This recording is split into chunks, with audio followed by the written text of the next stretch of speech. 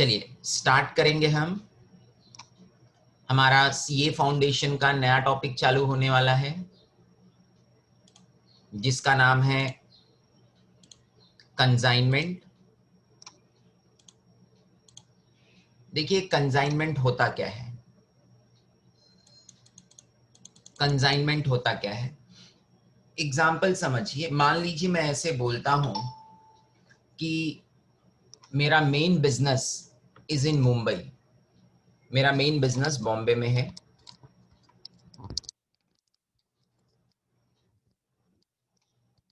और मैं goods supply करना चाह रहा हूं।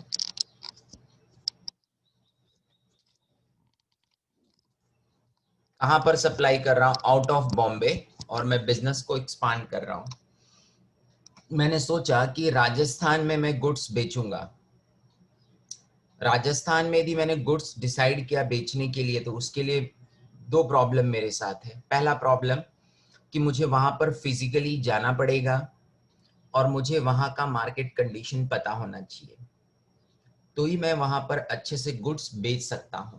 तो मुझे याद आया कि मेरा एक स्टूडेंट है मोहित करके, जो राजस्थान का है। उसे लोकल मार्केट अच्छे से पता है, वहां के लोगों का पैटर्न, लाइफस्टाइल, प्रेफरेंस, सब कुछ बेसिक आइडिया है।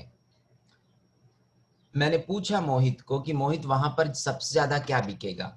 उसने बोला कि सर ठंड बहुत पड़ती है, जब पड़ती है तो इतना एक्सट्रीम पड़ती है कि पूछिए मत। और ब्लैंकेट, कंबल आप बेचेंगे या सप्लाई करेंगे तो थोड़ा सा अच्छा मार्केट मिल जाएगा। मैंने बोला ठीक है। अब मेरे और मोहित के बीच में एक अंडरस्टैंडिंग हुआ। क्या अंडरस्टैंडिंग हुआ? कि मैं मोहित को ब्लैंकेट दूंगा और वो मेरे बिहाफ पर, मेरे बदले में गुड्स बेचेगा राजस्थान में। जो भी सेल्स होगा अपना कमीशन उसमें से कट करेगा, बाकी का बचा हुआ पैसा वो मुझे ट्रांसफर कर देगा। मोहित ने बोला डन। अब मैंने गुड्स सप्लाई कर दिया। किसे? मोहित को। मैं कहलाऊंगा अकाउंट्स की लैंग्वेज में प्रिंसिपल और मोहित कहलाएगा अकाउंट्स की लैंग्वेज में एजेंट। मैं जो प्रिंसिपल हूं, मेरा ही दूसरा नाम है कंसाइनर। सर कंसाइनर क्यों? क्योंकि मैं प्रिंसिपल हूं, ओनर हूं, मैंने गुड्स सप्लाई किया है। तो जो गुड्स सप्लाई करता है, जो गुड्स देता है, उसे हम बोलते हैं कंसाइनर, यानी ही बिकम अ प्रिंसिपल। और जिस बंदे को गुड्स मिला है उसे हम बोलते हैं कंसाइनी। इसका मतलब सिंपल वर्ड्स में एजेंट है। वो क्या करने वाला है? वो मेरे बिहाफ पर, ओनर के बिहाफ पर, प्रिंसिपल के बिहाफ पर, कंसाइनर के बिहाफ पर गुड्स बेचेगा। सर उस गुड्स का ओनर कौन है? ऑफ कोर्स मैं हूं। ओनरशिप मेरे पास ही रहेगी। मोहित उस गुड्स का ओनर नहीं, वो सिर्फ केयर टेकर है, एजेंट है। ठीक है, वो ओनर नहीं बन सकता। क्यों नहीं बन सकता? क्योंकि उसने गुड्स खरीद कर बेच नहीं रहा है, वो डायरेक्टली मेरे बिहाफ पर गुड्स बेच रहा है। तो जब गुड्स बेचेगा मोहित, तो टाइटल ट्रांसफर होगा, होगा ना? ओनरशिप डायरेक्टली ट्रांसफर हो जाएगा बायर को, क्योंकि वो मेरे बिहाफ पर बेच रहा है। जब मैं गुड्स सप्लाई करूंगा मोहित को, तो मैं एक फॉर्मेट में एक स्टेटमेंट बनाऊंगा जिसके अंदर लिखूंगा कौन सा क्वालिटी का गुड्स है, कितने रुपए का गुड्स है, कितनी क्वांटिटी का गुड्स है, क्या रेट है उसका। उस फॉर्मेट को बोला जाता है, उस फॉर्मेट को बोला जाता है प्रोफार्मा इनवाइस। यानी कंसाइनर एक प्रोफार्मा इनवाइस बनाएगा जिसके अंदर इंफॉर्मेशन लिखी होगी गुड्स की, उसे बोलते हैं प्रोफार्मा इनवाइस। सर जो भी एक्सपेंस होगा वो एक्सपेंस कौन बेयर करेगा? नेचुरल सी बात है, जो भी एक्सपेंस होगा वो कंसाइनर का खर्चा है। कंसाइनर यानी मेरा खर्चा है। हो सकता है फॉर द टाइम बीइंग मैं बोल दूं मोहित को कि देखिए मैंने ट्रक में गुड्स लोड किया है, महाराष्ट्र से राजस्थान जा रहा है, वहां पर आप कोई लोकल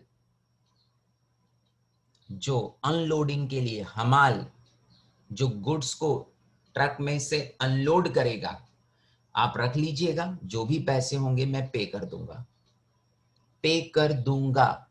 तो फॉर द टाइमिंग आप पे कर दो, जब आप सेल्स करोगे उसमें से कट कर लेना, नहीं सेल्स हुआ तो मैं आपको ट्रांसफर कर देता हूं ऑनलाइन पैसा।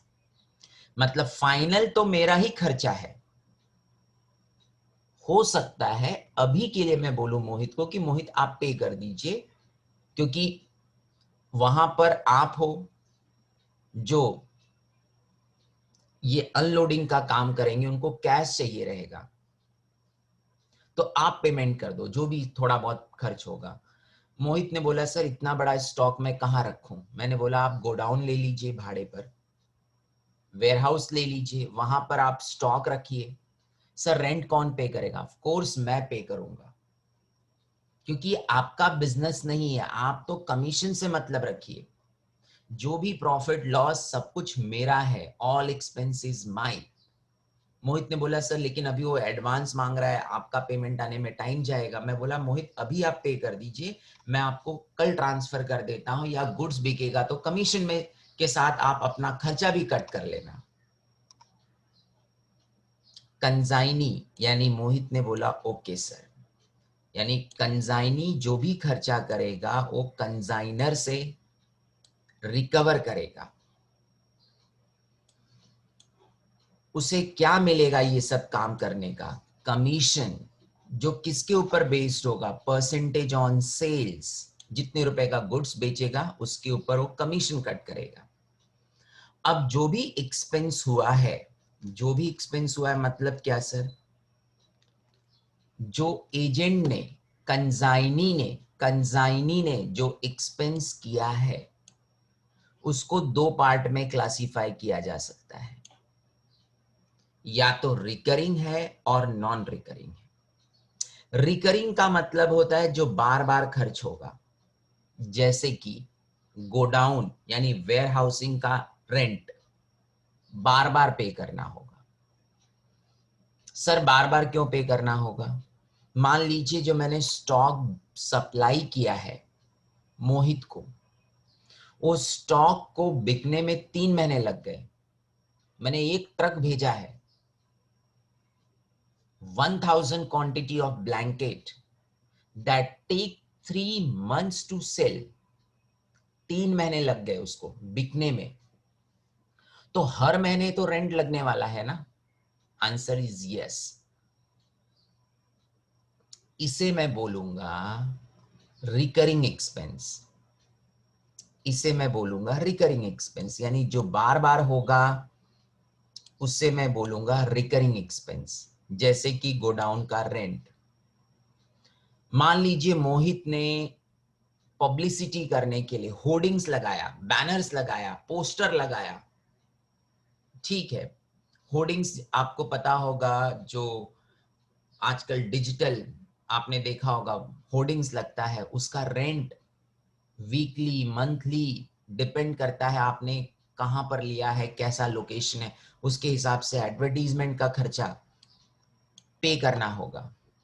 सब बच्चे समझदार हैं, सबको पता है इंश्योरेंस जितने महीने का चाहिए उतने महीने का मिलता है। रिकरिंग एक्सपेंस है, बार बार होने वाला है। इस रिकरिंग एक्सपेंस को समझने के लिए आप सेलिंग एक्सपेंस भी बोल सकते हो।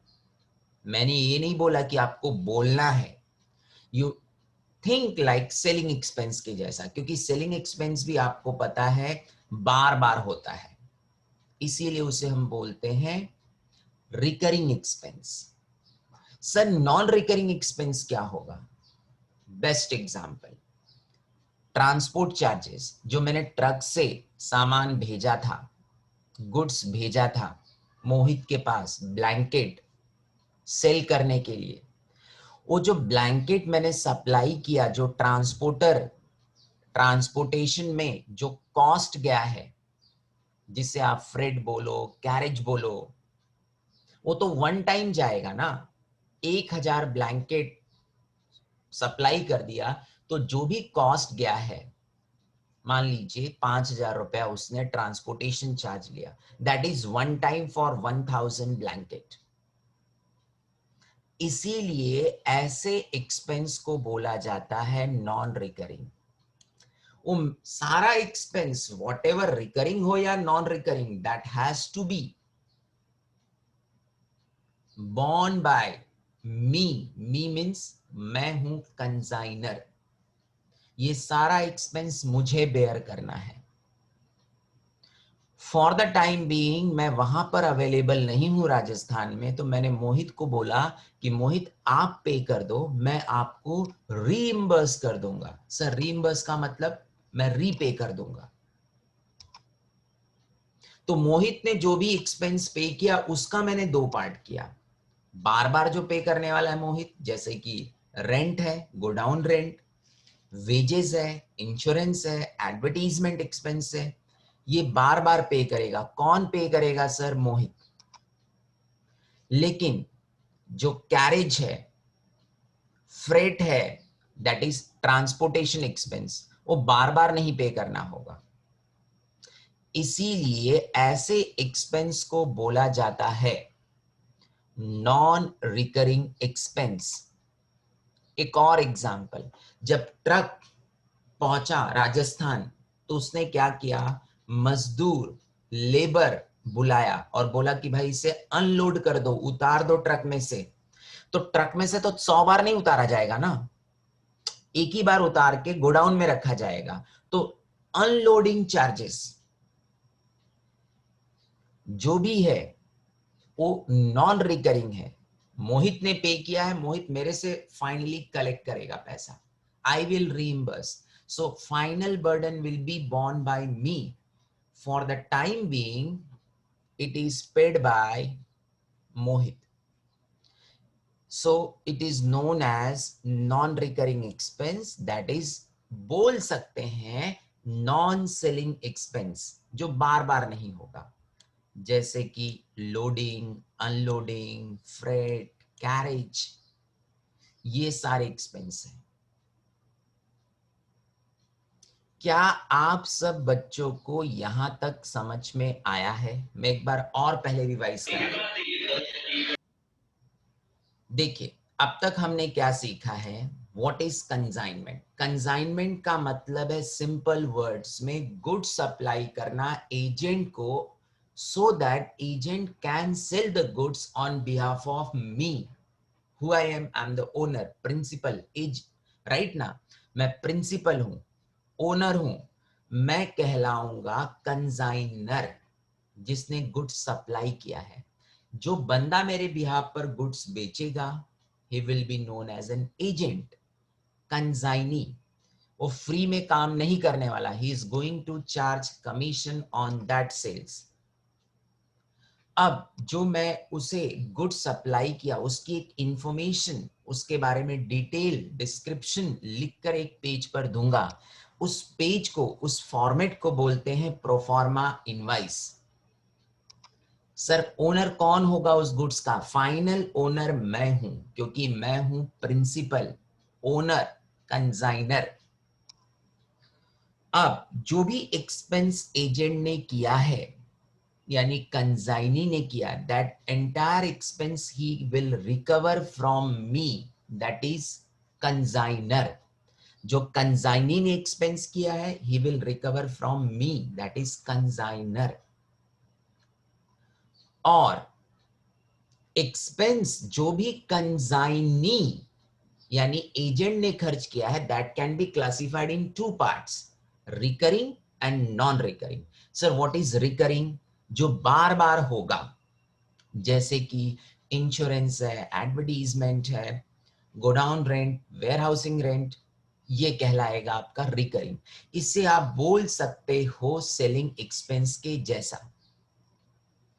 नॉन रिकरिंग एक्सपेंस का मतलब है वो एक्सपेंस जो एजेंट ने किया है प्रिंसिपल के बिहाफ पर, बट वन टाइम, जैसे कि carriage, freight, loading charges, unloading charges, which is paid once for a time, एक बार के लिए पे किया गया है। अब जो गुड्स बेचा है मोहित ने, गुड्स जो बेचा है मोहित ने, उसके ऊपर मोहित क्या ले रहा है? कमीशन। मैंने मोहित को गुड्स सप्लाई किया था 1000 ब्लैंकेट। मैंने मोहित को क्लियरली बोला कि मोहित आप इसे मार्केट में बेचिएगा 1200 रुपए के रेट में, एक blanket you sell it at 1200 rupees. Mohit ने बोला सर डन। अब मोहित बहुत ही चालाक बंदा है, एजेंट। उसने बोला कि सर ने बोला है बेचने के लिए, sir has not told me to collect the money. तो मोहित ने क्या किया, मेरे सारे ब्लैंकेट बेच डाला जो खरीदने के लिए लायक था, यानी जिसकी पेइंग कैपेसिटी थी नहीं थी, उसने सबको बेच डाला ब्लैंकेट। मुझे फोन पर बोला कि पंकज सर मैंने ना आपने जितने ब्लैंकेट दिए थे 1000 मैंने पूरा बेच दिया है। मेरा कमीशन क्या रेट आपने डिसाइड किया था? 10%। मैंने बोला हाँ 10% मैंने डिसाइड किया था। तो बोला सर 1200 रुपए के रेट से मैंने टोटल, मैंने जो ब्लैंकेट सेल किया है वो है 1000। So I have sold 1000 blanket at 1200 rupees के रेट में, यानी 12 लाख रुपए का मैंने सेल्स कर दिया। So please pay my commission 10%। मैंने बोला ठीक है मोहित। इस कमीशन को अकाउंट्स की लैंग्वेज में बोला जाता है ऑर्डिनरी कमीशन। इसे बोला जाता है ऑर्डिनरी कमीशन।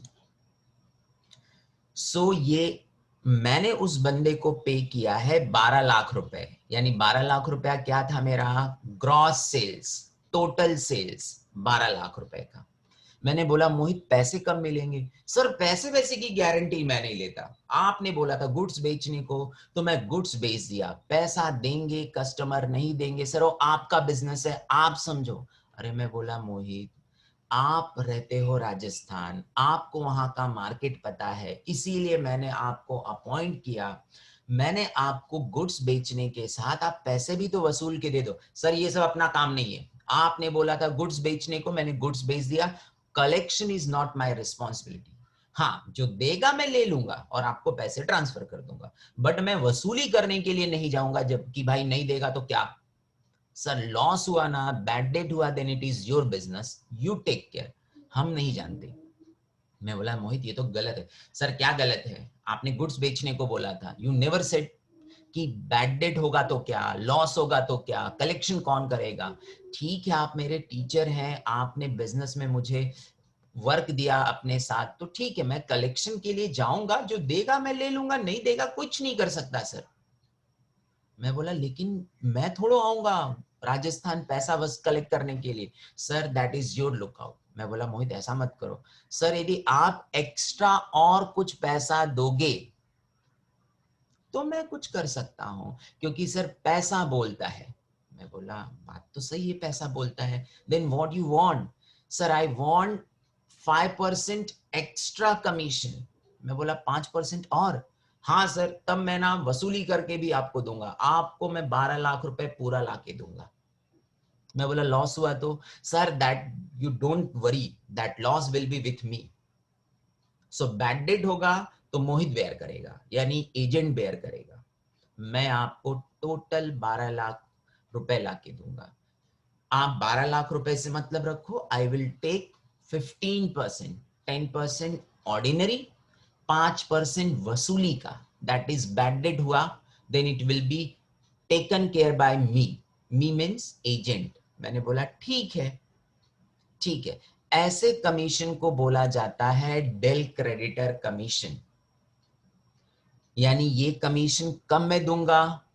एजेंट को, कंसाइनी को, सो दैट मेरा कलेक्शन टाइम पर हो जाए और बैड डेट कंसाइनर को ना हो, मुझको ना हो, मुझको ना हो, एक प्रिंसिपल को ना हो। और इस केस में यदि लॉस हुआ तो किसका लॉस होगा? पर्सनल लॉस होगा एजेंट का, मेरा नहीं, मेरा नहीं। और ये जो मैं कैलकुलेट करता हूं वो क्रेडिट सेल पर होगा, क्योंकि जो उधारी में बेचा है वही तो वसूलना है, जो कैश दे दिया तो उसका क्या प्रॉब्लम। मान लीजिए मोहित ने 1000 ब्लैंकेट सेल किया, out of 800 blanket he has sold 200 blanket.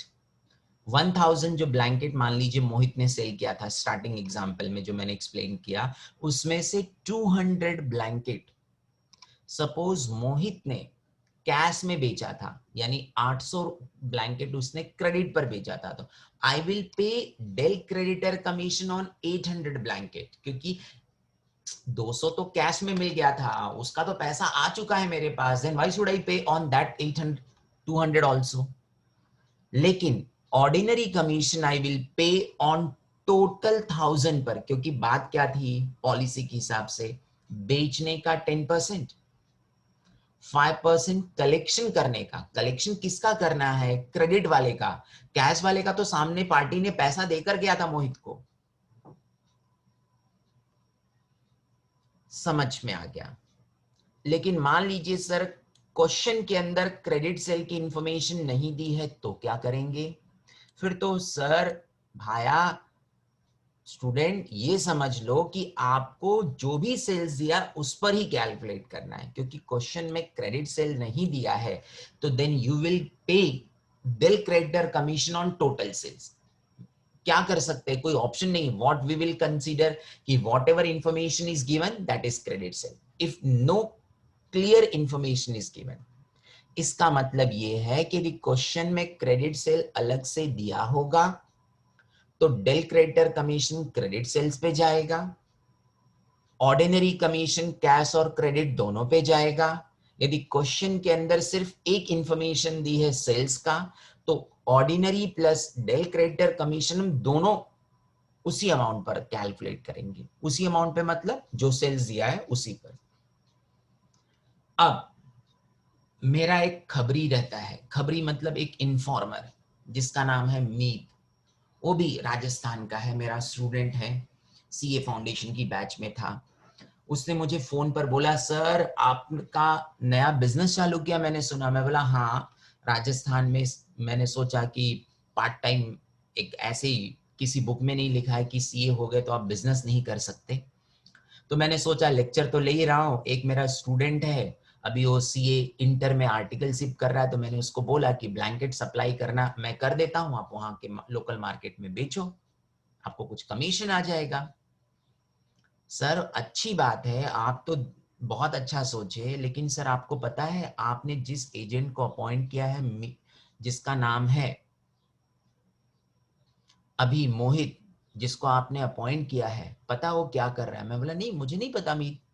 Sir आपने उसे क्या रेट में बोला था ब्लैंकेट बेचने को? मैं बोला 1200 रुपए के रेट में बेचना। सर वो 1300 रुपए के रेट में बेच रहा है एक एक ब्लैंकेट और 100 रुपए अपने जेब में डाल रहा है। मैं बोला बात सच है? बोला सर मैं खुद खरीदने गया था उसके पास, उसको मैंने पूछा ये ब्लैंकेट कितने का? बोलता है 1300 में। मेरे को 1300 रुपए में दिया, 1 रुपया भी डिस्काउंट नहीं दिया, जबकि मैं उसका फ्रेंड था, हम दोनों आपके क्लासेस में सीए फाउंडेशन की बैच में थे। लेकिन आप उस पे आंख बंद करके ट्रस्ट करते हो, उसने ट्रस्ट का चीटिंग किया, आपको पीछे से खंजर घोप रहा है। मैं बोला बात ऐसी है? बोला हाँ सर आप चाहिए तो पता कर लीजिए। आपने 1200 रुपए में ब्लैंकेट बोला था बेचने को, आप तो 1200 रुपए पे तो कमीशन दे रहे हो, उस बंदे ने चीटिंग किया है, वो 1300 रुपए के रेट में बेच रहा है, 100 रुपए अपने जेब में डाल रहा है, आप थोड़ा आ रहे चेक करने को। मैं बोला oh my God, Mohit has double cross, 1200 पे कमीशन ले रहा है मेरे से, नॉर्मल भी ले रहा है, एक्स्ट्रा भी ले रहा है डेल क्रेडिटर, और वो ऊपर 1200 के ऊपर जितने रेट में बेच रहा है सब अपने जेब में डाल रहा है। बोला हाँ सर आप चाहिए तो कंफर्म कर लीजिए। मैंने रात को मोहित को फोन किया, मैंने बोला मोहित मैंने सुना है आप ब्लैंकेट 1300 में बेच रहे हो? हाँ सर बेच रहा हूं। मैं बोला लेकिन क्या सर, आपने तो बोला था 1200 रुपए के रेट से मेरे को बेच के दिखाओ। सर वो मेरा आर्ट है, मैं 1500 में बेचूं, 2000 में बेचूं, ऊपर का मेरा सब हो गया। आपको 1200 रुपए के रेट से 1000 ब्लैंकेट का I will give you 12 lakh रुपए, एक्स्ट्रा जो भी मैंने बेचा सब मेरा पैसा। अरे मैं बोला मोहित ओनर मैं हूं, ब्लैंकेट मेरा है तो सर आपने तो 1200 में बोला था, तो मैं 1200 रुपए के हिसाब से आपको पेमेंट कर दूंगा, ऊपर का सब मेरा हो गया। अरे मैं बोला तू ओनर नहीं है, तू जो एक पूरी मलाई रख लेगा। सर देखिए ये मेरा टैलेंट है, ये मेरा स्किल है, मैं यहाँ पर हर ब्लैंकेट 1200 के ऊपर ही बेच रहा हूँ, किसी को 1300 में, किसी को 1500 में, सब एक्स्ट्रा पैसा मैं ईमानदारी से आपको बोलता हूँ मैं रख रहा हूँ। मैं बोला ये बात तूने पहले नहीं बताया। सर पहले आपने पूछा ही नहीं कितने में बेच रहे हो, आप पूछ रहे तो मैं बता रहा हूँ आपको, 1200 रुपए के रेट से मैं आपको पैसे ट्रांसफर कर दूंगा। मैं बोला ये तो गलत है भाई। सर गलत वलत कुछ नहीं, everything is fair in business. मैं बोला ये फेयर नहीं है भैया, ये काला है, ये आप ब्लैक मार्केटिंग कर रहे हो, हायर रेट में बेच रहे हो। सर अभी आप जो बोलो, मैं तो ये रेट में बेच रहा हूं, मैं तो अपने जेब में पैसा रख लिया। मैंने मोहित को बोला यदि आप ऐसा ही करोगे तो नेक्स्ट टाइम मैं आपको अपना एजेंट नहीं बनाऊंगा, गुड्स आपको ट्रांसफर नहीं करूंगा। मेरे पास 50 एजेंट है लाइन से। मेरा एक स्टूडेंट है मीत नाम का, वेरी डेडिकेटेड, वेरी ईमानदार। आई थॉट यू आर ईमानदार, यू आर अ चीटर। मैं मीत को नेक्स्ट टाइम अपना पूरा कंसाइनमेंट सप्लाई करूंगा।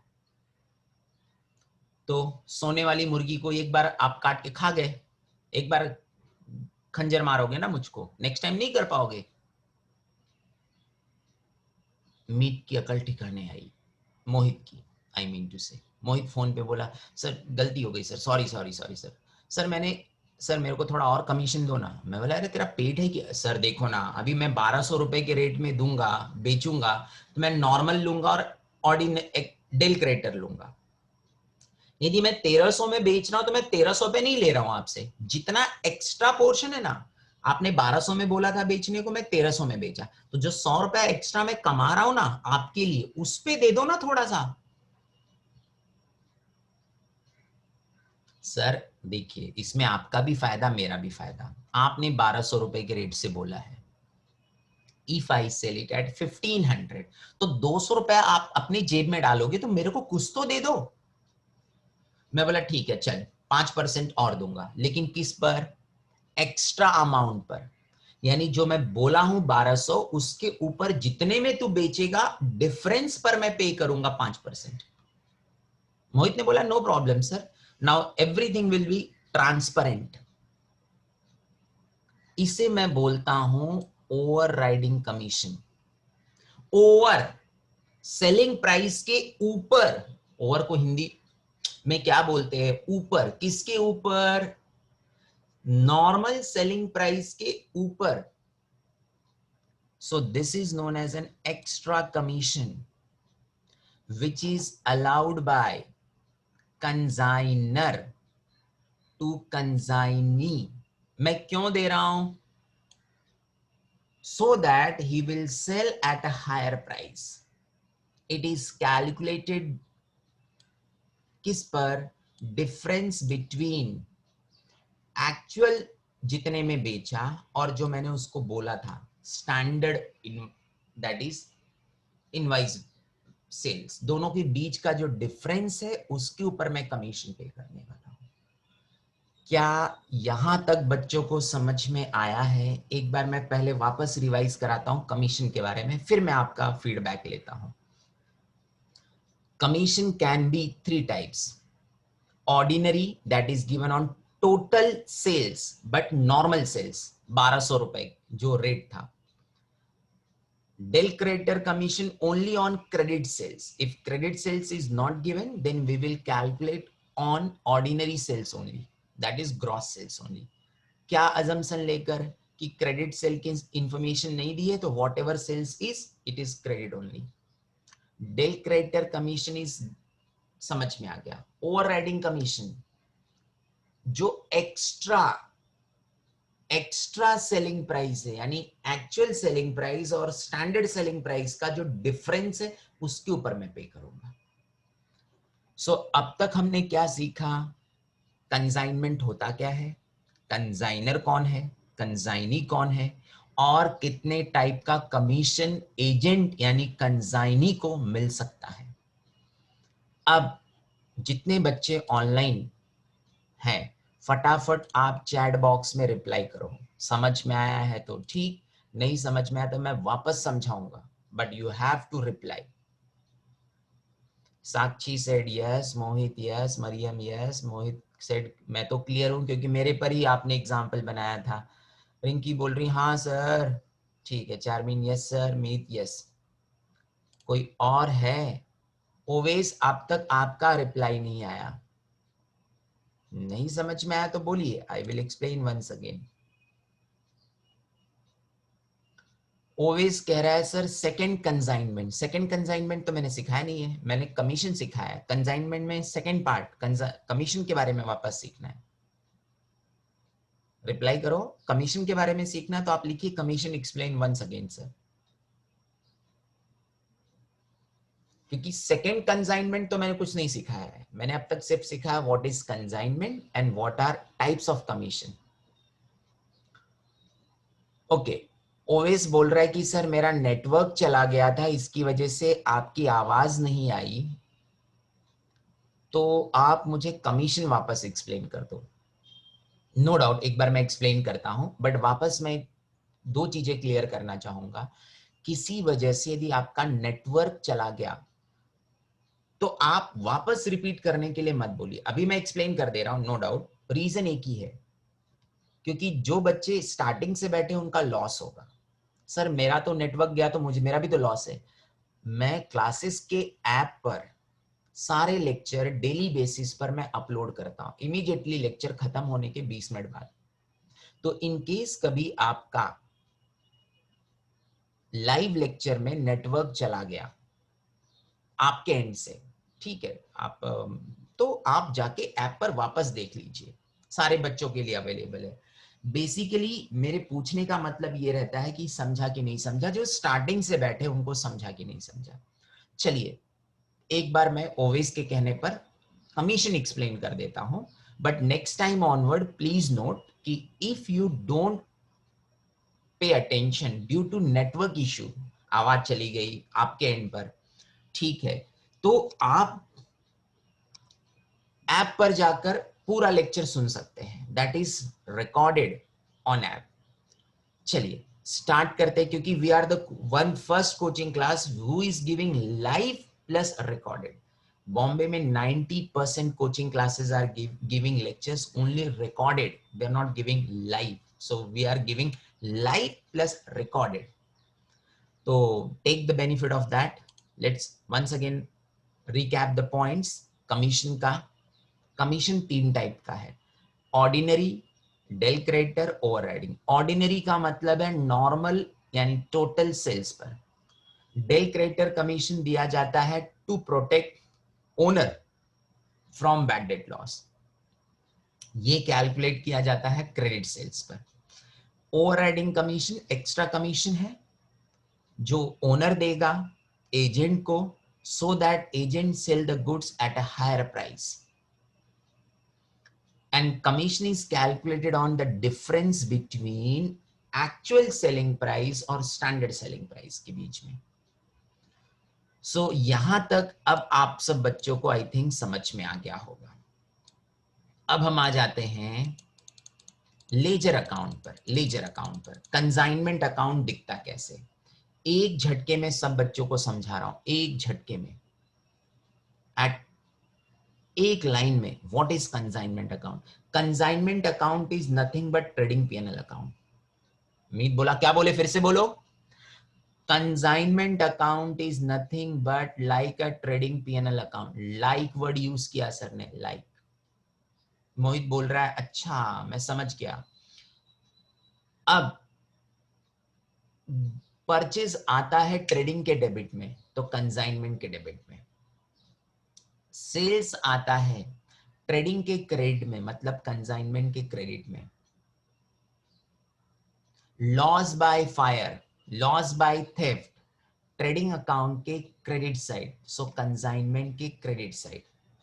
आप समझते जाइए, हमने अभी अभी आपको एक्सप्लेन किया कि सेल्स आएगा क्रेडिट साइड में, लॉस आएगा क्रेडिट साइड में। अरे भाई loss by fire, loss by theft trading के किस तरफ आता है? क्रेडिट साइड, तो कंसाइनमेंट में की भी क्रेडिट साइड आएगा।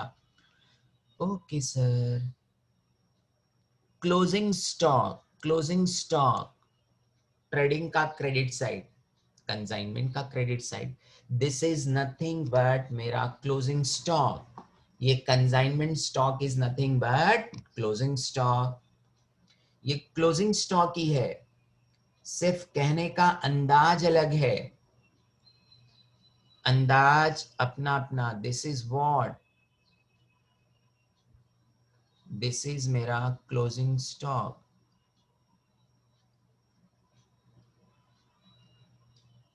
Closing stock, this is nothing but closing stock. ठीक है। उसके बाद सर ने बोला good sent on consignment it is like purchase, like purchase. ये परचेज के जैसा है।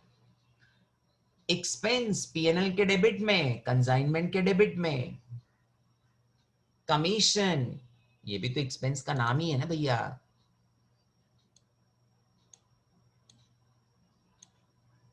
जीपी, जीपी ग्रॉस प्रॉफिट, ये आता है ट्रेडिंग के डेबिट में, मतलब कंसाइनमेंट के डेबिट में। Gross loss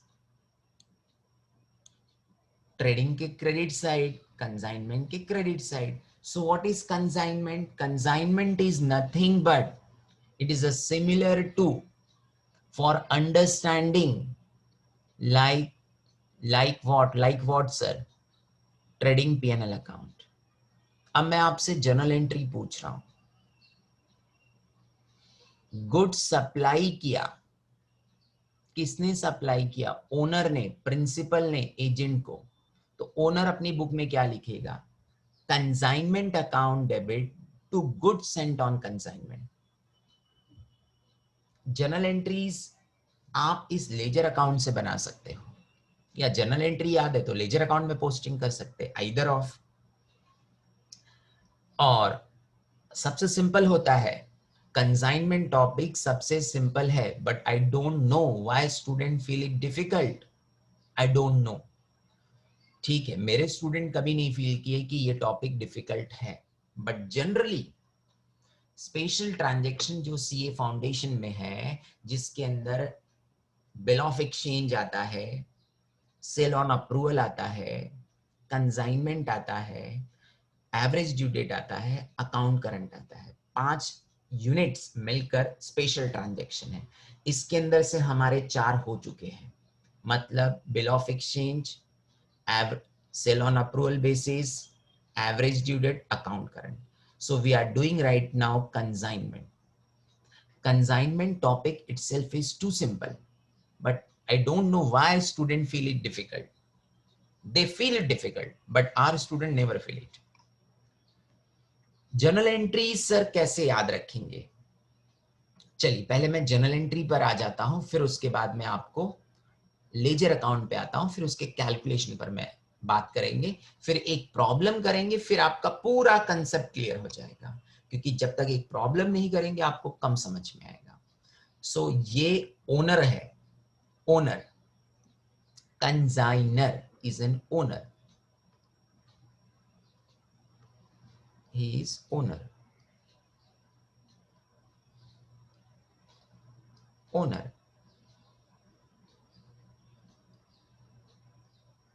Agent. Agent. Owner और एजेंट।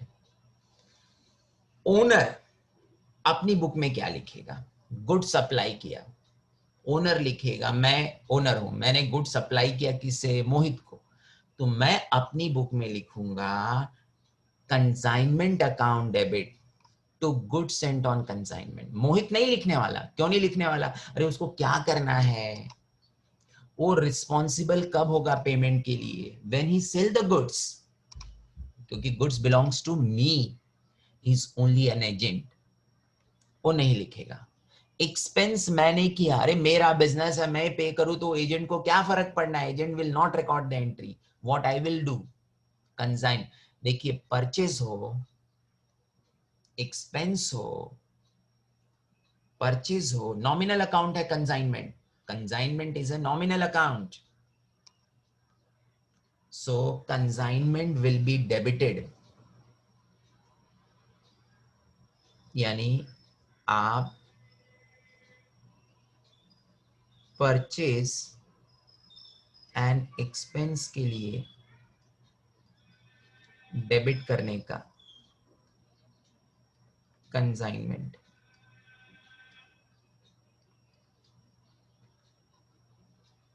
सेल्स और इनकम के लिए क्रेडिट करना है कंसाइनमेंट। याद रखिए, परचेज मतलब सप्लाई और expense consignment will be debited. Agent ने पे किया, एजेंट, अबे एजेंट पे करेगा भैया, कंसाइनी। तो मैं तो कैश बैंक नहीं लिख सकता, मैं एजेंट का नाम लिखूंगा। इन दोनों एंट्रीज को देखो, दूसरे और तीसरे को, मैं पे करूंगा तो कैश बैंक लिखूंगा, कंसाइनी पे करेगा तो कंसाइनी का नाम लिखूंगा। कंसाइनी ने पे किया तो कंसाइनी तो अपनी बुक में लिखेगा ना कि मैंने पंकज सर के लिए पे किया है। मैं कौन था? कंसाइनर, नर नर नर, consigner to cash bank. Goods बेचा, पंकज सर ने अभी बोला, सेल और इनकम के लिए consignment credit, consignment credit. Goods बेचा, कौन बेच रहा है? मेरा एजेंट बेच रहा है, पैसा नहीं मिल रहा है, एजेंट का नाम लिखूंगा, मैं डेबिट करूंगा। He will be considered like debtor. किसने बेचा है? एजेंट, एजेंट लिखेगा पैसा आया, cash bank account debit to, मेरा नाम, क्योंकि गुड्स मेरा था, he has to pay to me. Cash में बेचा तो, उधारी पर बेचा है तो मेरे को क्या फर्क पड़ना है? मैं तो यही दोनों में देखो सेम एंट्री लिख रहा हूं। ये कैश में बेचेगा तो कैश बैंक लिखेगा, उधारी में बेचेगा तो डेटर लिखेगा। कमीशन पे कर रहा हूं, commission, commission is an expense for me. मैं कौन? मैं हूं कौन? Principal, owner. पंकज सर ने बोला एक्सपेंस मतलब कंसाइनमेंट डेबिट, कंसाइनमेंट डेबिट। किसको पे करूंगा? एजेंट को, तो कंसाइनी। कंसाइनी, कंसाइनी के लिए कमीशन विल बी इनकम, क्योंकि उसको कमीशन मिलेगा। पैसा मिला, उधारी पर गुड्स बेचा था, अरे मेरे को क्या करना है, मैं तो एक साथ पैसा लेने वाला हूं। किससे? अपने एजेंट से। मैं नहीं लिखूंगा जब पैसा मिलेगा तो, बट मेरा एजेंट तो लिखेगा क्योंकि उसने उधारी में बेचा था। Cash bank account debit to debtors. Discount दिया, अरे डिस्काउंट मेरा है, मेरा लॉस है, मैं बर्डन बेयर करूंगा। सो कंसाइनमेंट डेबिट। किसके कहने पर? किसने दिया है? कंसाइनी ने दिया है। कंसाइनी क्या लिखेगा? डेटर कम हो गया और उतना पैसा हो मेरे अकाउंट में डेबिट करेगा। बैड डेट की एंट्री, मैं डेल क्रेडिटर कमीशन नहीं दूंगा तो बैड डेट मेरा है, बैड डेट मेरा है। तो लॉस की एंट्री क्या होती है? एंट्री नंबर 8 और 9 जैसा, कंसाइनमेंट टू कंसाइनी, 8 और 9 जैसा। डेल क्रेडिटर कमीशन दे रहा हूं तो बैड डेट मैं नहीं लिखने वाला, मैं नहीं लिखूंगा। बैड डेट कौन लिखेगा? मेरा एजेंट, उसका लॉस है। क्लोजिंग स्टॉक कंसाइनमेंट के क्रेडिट साइड में आता है, so closing stock to consignment. Profit की entry consignment account debit to PNL account. So जो एंट्रीज पंकज सर ने यहां पर लिख कर दिया है ये आपको अभी याद करना है। मैं लाइव ऑनलाइन लेक्चर्स में पूछूंगा आपसे, जब तक आप आंसर नहीं दोगे मैं आगे नहीं जाऊंगा, क्योंकि एंट्री याद नहीं होगा तो आप मुझको तकलीफ दोगे। मुझे तकलीफ दो उससे पहले मैं आपको देता हूं। इसीलिए आपको अभी पहले एंट्रीज याद करनी है। मैं कुछ बच्चों से पूछूंगा, आंसर मिलने के बाद आगे जाऊंगा, ठीक है? कुछ बच्चों का मतलब है रेंडमली कुछ लोगों से पूछूंगा। तो एंट्रीज मैंने लॉजिकली समझा दिया, टेक्निक बता दिया, डेबिट कब करने का, कंसाइनमेंट क्रेडिट कब करने का। सो आपका वक्त स्टार्ट होता है अब। मैं एग्जैक्टली 7-8 मिनट बाद पूछने वाला हूँ। 13 एंट्रीज है, बहुत टाइम दे दिया इतना याद करने के लिए। चलिए फटाफट आप याद कर लीजिए।